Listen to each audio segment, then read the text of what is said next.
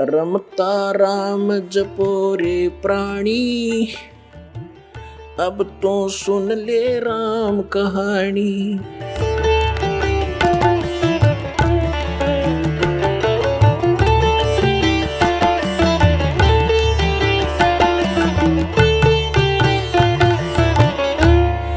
मानुष जन्म दुर्लभ है, मिले न बारंबार।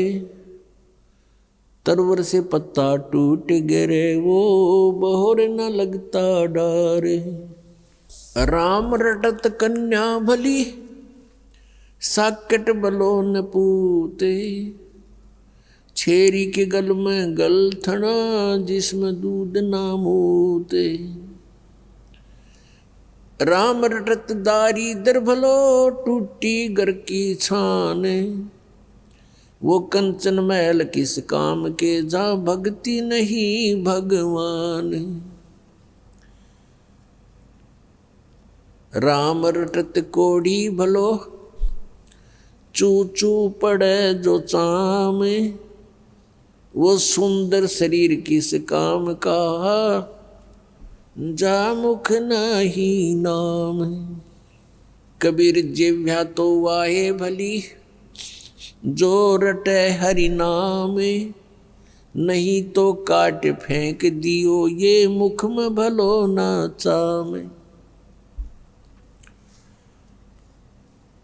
ये मानव शरीर परमात्मा ने हमें कल्याण कराने के लिए दिया है, मोक्ष प्राप्ति के लिए दिया है। इसका यथार्थ ज्ञान ना होने से हम दुरुपयोग करते रहे, केवल इससे अपने निर्वाह के लिए ही इसका प्रयोग करते रहे। जो क्रियाएं हम भक्ति को छोड़कर, सत्साधना को छोड़कर अन्य जो क्रियाएं करते हैं, वो पशु भी करते हैं, पक्षी भी करते हैं, सभी प्राणी करते हैं। तो मनुष्य में और अन्य प्राणियों में फिर भिन्नता क्या रही, क्या आवश्यकता थी इस मनुष्य जीवन की? पुण्यात्माओं,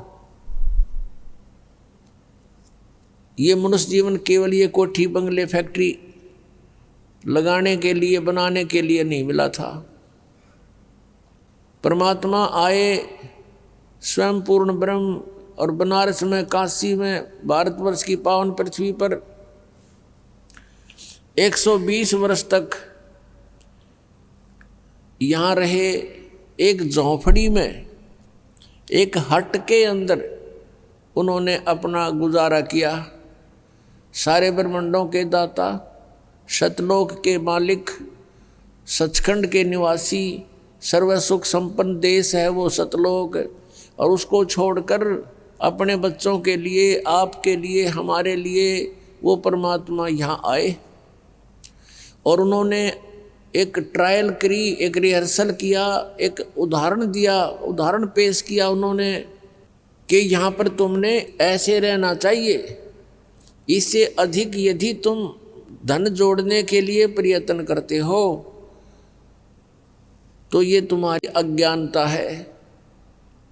घर तो 3.5 हाथ, गणात 4.25। कह कबीर अधिका गहे, ताको नहीं विचार। ये अब प्रत्येक प्राणी, मनुष्य शरीरधारी का प्रत्येक प्राणी का शरीर 3.5 हाथ का, उसके अपने 3.5 हाथ का होता है। तो परमात्मा कहते हैं यदि आपने एक कोठी बना ली, ऊपर नीचे 3 मंजिल बना दी, और 4-5 कमरे एक मंजिल में हैं, 15-20 कमरे आपके पास हैं, कक्ष हैं, तो उसमें कहाँ सोते हो आप? एक कक्ष में एक चारपाई जो 3x6 की होती है, उसको किसी कोने में डाल ले उस कक्ष के कमरे के, बाकी कोठी व्यर्थ है। तो पुण्यात्माओं, हम जीव हैं, हम देखा देखी करते हैं गलतियां, और वो पीव थे, सर्व संपन्न होते हुए भी कभी भी डगमग नहीं हुए, एक झोंपड़ी में आजीवन रहे। वो ये दिखाना चाहते थे यदि तुमने कल्याण कराना है तो यहाँ की सब आवश्यकताओं को मिनिमाइज करो, बहुत कम बनाओ, कम करो, और ये अननेसेसरी जो आपकी रिक्वायरमेंट है, अनावश्यक जो आपकी आवश्यकताएं हैं, ये आपके भक्ति में बाधा है, ये टेंशन पैदा करती हैं और टेंशन से भगवान की भक्ति नहीं बनती। आप ये देख करके कि उसने ऐसी कोठी बनाई मैं भी ऐसी बनाऊं, उसने इतना पैसा कमा लिया मैं भी कमाऊं। आपने परमात्मा पाने के लिए परमात्मा कबीर जी द्वारा दिए गए उदाहरण, उनके द्वारा दिए गए ज्ञान को आधार बना के कदम रखना पड़ेगा, तब हम सफल हो सकते हैं। नहीं तो ठीक है, जैसा आप भक्ति करोगे वैसा फल आपको मिल ही जाएगा, लेकिन ये फल आपका यहीं बर्बाद हो जाएगा। स्वर्ग में चले जाओगे इस काल के होटल में, वहाँ अपनी पूंजी व्यर्थ करके आपकी आंखें नहीं खुलने देगा, फिर ये इतना सुख दे देगा ऊपर स्वर्ग लोक में।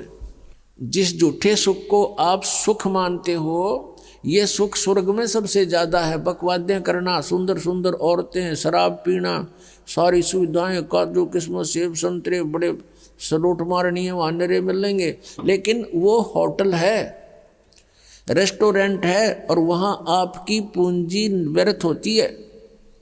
जो यहाँ आपने धन कमाया था वो वहाँ व्यर्थ करवा के फिर वहाँ से धक्के मार देंगे तुम्हारे, और फिर नरक में ठोक देगा। कबीर परमात्मा ने हमें ये सारा जाल काल का समझाया है।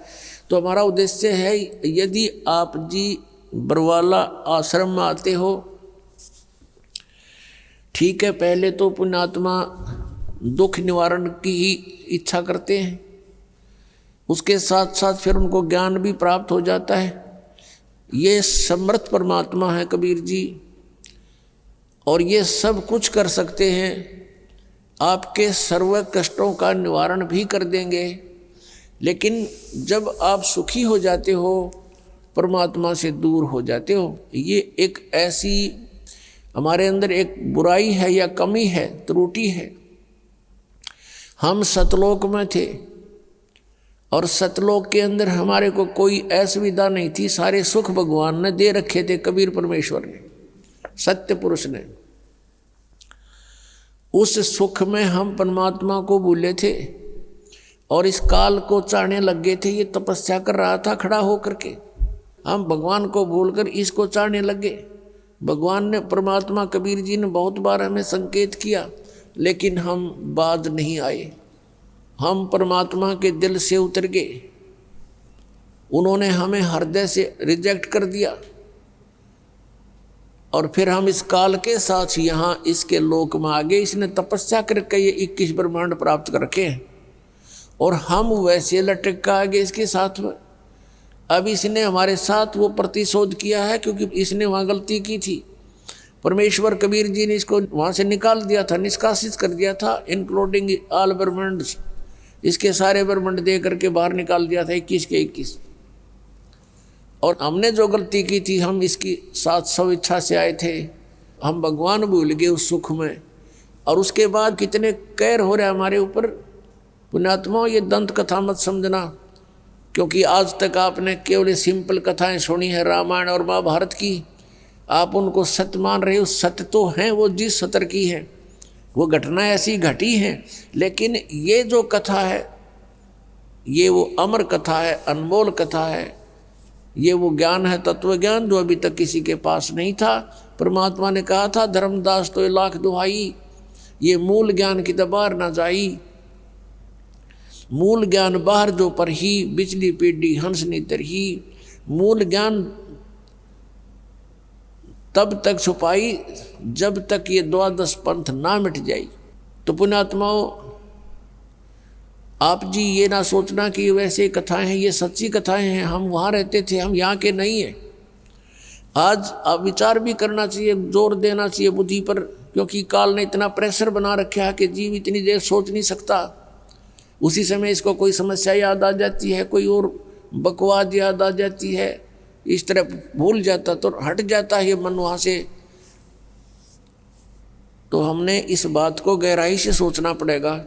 आप सुन रहे थे जगत गुरु तत्वदर्शी संत रामपाल जी महाराज जी के मंगल प्रवचन। अधिक जानकारी के लिए विजिट कीजिए हमारी वेबसाइट www.jagatgururampalji.org। संत रामपाल जी महाराज जी के शुभ आशीर्वाद से पूरे विश्व भर में 500 से भी ज्यादा नाम दीक्षा केंद्र हैं, जिन पर संत रामपाल जी महाराज जी द्वारा ऑनलाइन निशुल्क नाम दीक्षा दी जा रही है। अपने नजदीकी नाम दीक्षा केंद्र का पता करने के लिए संपर्क करें 8222880541।